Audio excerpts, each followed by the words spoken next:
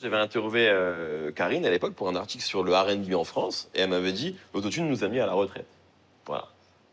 Nous a mis au chômage, pardon. Pas à la retraite, nous a mis au chômage. Tu me plais. Je sais, allez monte dans ma caisse, bébé, après on voit. J'aurais jamais cru que t'étais comme ça. Et moi, tu me plais. Ah ouais, vas-y, manque pas de chichi, dis-moi où on va. J'aurais jamais cru que t'étais comme ça. Alors là, on va à Vitry, au studio de DJ Nice. En général, il faut que je chante un peu, il faut que je parle comme ça, et ma voix se chauffe. Enfin, pour moi, c'est important parce que je tiens à chanter juste et à rester juste. C'est le matin, ma voix n'est pas très réveillée, mais justement, quand la voix n'est pas très réveillée comme ça, ben, l'autotune, ça peut aider.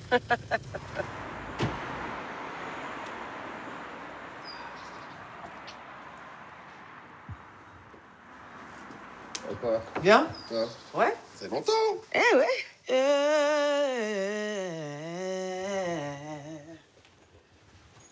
L'amour est mort, l'amour est mort, l'amour est mort, l'amour est mort, la la la la la.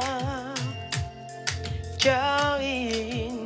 Tu peux me mettre une petite reverb quand même sur ma piste à l'écoute, une petite compression vite fait? Ouais. Je te mets ça, je te mets l'autotune. Yeah. Non, moi je chante sans l'autotune. Hein. Ouais, on met après. Ouais. Tu m'as fait du sale, que le diable t'emporte, je m'en sors beaucoup mieux depuis que t'es plus dans my life.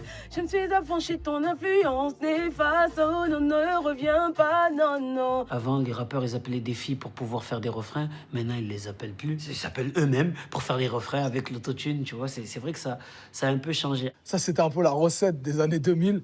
Quand tu voulais faire un beutu, il fallait absolument que tu aies une meuf du R&B au refrain. C'était la routine habituelle, en fait. Tu vas chanter pour des rappeurs, tu te fais entendre, ton nom tourne, t'as le droit à ton deal, ton album et tout ça. Et voilà, c'est parti. Et t'es déjà connu avant d'avoir sorti ton premier album. Fin 90, début 2000, Ja Rule, Jennifer Lopez, Ashanti, on est dans le R&B, Mario, voilà, du R&B partout. Et arrive l'autotune, mais on n'a plus besoin de vous, en fait.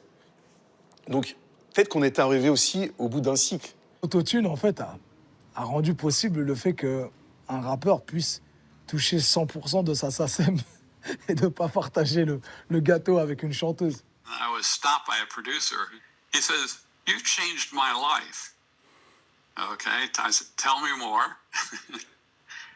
He says, "Well, I used to have to find good vocalists, and he says they're hard to find because not many people can sing in tune. Now it doesn't matter. I just have to find a pretty girl, and we'll fix the rest with auto-tune." C'est l'ubérisation de la voix féminine. Ne le regarde pas, ne le cherche pas, ou tu vas finir comme lui.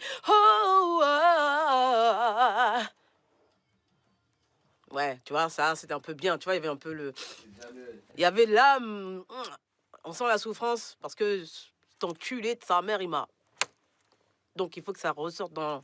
Tu vois? Ce qui amène un chanteur ou une chanteuse de R&B, c'est pas que sa voix et ses notes justes. C'est de la créativité en termes de mélodie. Et là, on a des rappeurs qui créent des mélodies et c'est pas leur métier. Au studio, je voyais qu'il y en avait qui avaient envie, mais ils avaient peur de ce que les gens ils allaient dire. Je disais, mais pourquoi? Non, mais toi, ça va, c'est ton nom, soprano, donc quand tu fais le refrain avec les psychiatres, ça va. Mais nous, on peut pas. Créer des mélodies, c'est un vrai métier à part entière. Et les chanteurs et les chanteuses, c'est leur vie, ça. Donc je pense qu'on a un peu perdu ça. Avant, les rappeurs refusaient de chanter. Et maintenant qu'il y a l'autotune qui est sorti, ils n'ont plus aucune honte. Donc ça veut dire qu'en fait, vous étiez des chanteurs frustrés, en fait. Je pense qu'il y avait une histoire de virilité et de notes. Non, si jamais il y a des notes, c'est pour les chanteuses. C'est con, alors que tout le monde voulait faire de la musique. Les rappeurs ont vieilli aussi et se permettent des libertés artistiques qui ne se seraient peut-être pas permis à leur début, parce qu'au début, il faut être crédible. Voilà, c'est la première phase, et puis après, on peut se permettre ce qu'on veut. C'est vrai que l'aventure est si belle. Se balader dans la rue, dans ta voiture, bébé, me donne des ailes. Mais tu sais, ton délire. Alors, un jour, je me suis dit, il y a trop de monde dans le rap, tu vois, trop de monde. Pourquoi aller se foutre dans une branche déjà embouteillé, tu vois. Matouston, il est arrivé avec R&B de rue, il y avait des gens, qu'est-ce qu'il nous dit R&B de rue? Le R&B, ça ne peut pas être la rue. Je me suis dit, c'est la parfaite combinaison entre l'urbain et la douceur, en fait, tu vois. La douceur du chant, la douceur de la mélodie, tu vois.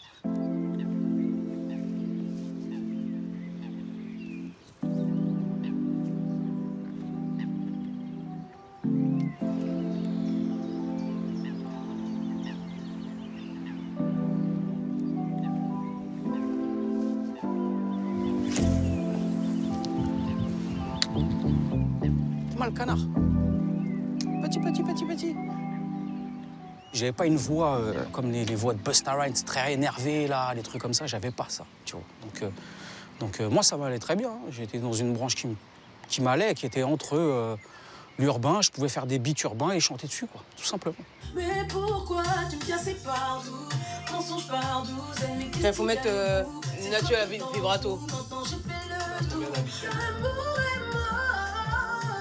Voilà. Quand l'autotune, les gens commençaient à faire leur frein, en réalité, moi, j'avais déjà un peu quitté le milieu. J'étais dans mon studio et moi-même, je commençais à connaître l'autotune. Moi, j'étais sur une remise en question aussi, pareil, parce que le R&B, il avait changé de forme et je trouvais plus ma place là-dedans. L'amour est mort, l'amour est mort, l'amour est mort, la la la la la. Karine, je ne sais pas comment pourrais-je un jour te pardonner, toi qui m'avais promis de m'aimer. Il y a d'autres formats qui sont arrivés. Il y a encore des chanteuses qui font des refrains, sauf que ce ne sont plus des chanteuses de R&B proprement parlé, comme on les connaissait dans les années 2000. On peut citer Angel, on peut citer Iseul, tant d'autres chanteuses qui elles-mêmes aussi ont modifié leur propre R&B, mêlé à de la variété française, mêlé aussi à du rap. Les rappeurs, c'est eux les chanteurs de R&B maintenant, c'est plus nous. Le R&B vit comme ça, avec des rappeurs. C'est eux qui font des voix de tête comme ça, c'est pas nous. Donc, au contraire, ça survit via eux. Les premières fois, on a enregistré PNL sur Que la famille, c'était des instrus R&B, vraiment cool, bien choisis, avec des mecs qui viennent chanter dessus, tu vois. Mais avec un flow de rap, ça a donné envie à plein de rappeurs qui avaient, à mon avis, des envies de mélodie, mais qui l'assumaient pas. Et c'est vrai que ça rend le truc pour plein de publics aussi différents, plus digeste, en fait. Maintenant, on a cassé la boîte de Pandore, tout le monde peut chanter, toi, moi, et tu te retrouves avec des nouveaux chanteurs, des nouvelles chanteuses, qu'on n'aurait pas vues sans autotune. Mais on s'en fout, en fait, parce que c'est bien.